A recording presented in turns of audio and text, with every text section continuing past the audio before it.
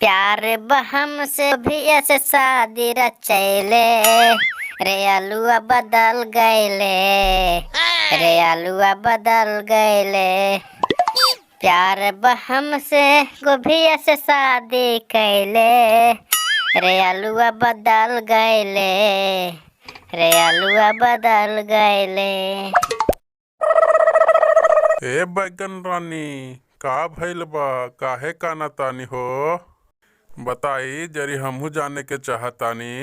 ए प्याज, हम और आलू दोनों प्यार कर ले रहली से अब उ जाके गोभी से शादी कर लेलक और हमरा के छोड़ के चल गइलन।